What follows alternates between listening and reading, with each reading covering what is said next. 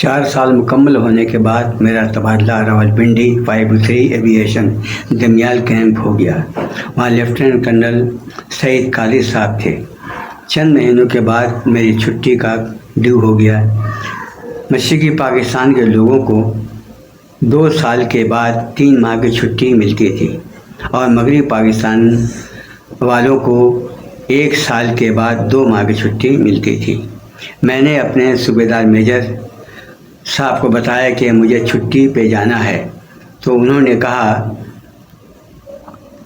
कहा कि मैं आपको कर्नल साहब के सामने पेश कर दूंगा।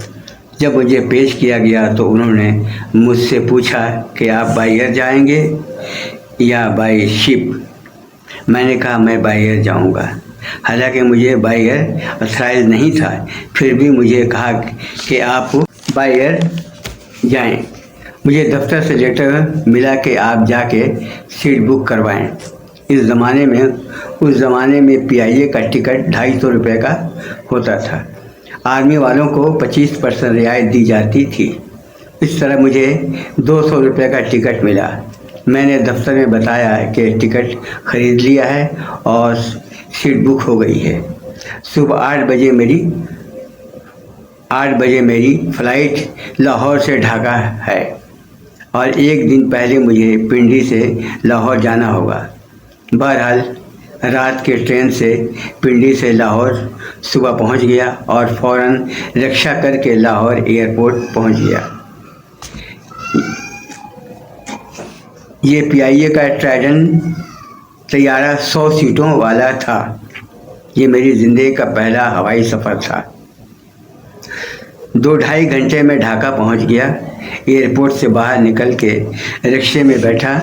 रिक्शे वाले ने पूछा कहाँ जाना है। मैंने कहा कमलापुर स्टेशन। उसने मुझे स्टेशन पहुंचा दिया। रिक्शे वाला बोला आप वेस्ट पाकिस्तान से आए हैं? मैंने कहा जी। उसने कहा खूब होशियारी से रहिएगा, हालात बड़े ख़राब हैं। रात की ट्रेन से अब मुझे फुलझड़ी घाट जाना होगा। मेमनसिंह से होते हुए भैरब बाजार स्टीमर पर सवार होना है। ये स्टीमर 2-2.5 घंटे में दरिया के इस पार से उस पार पहुंचाता है।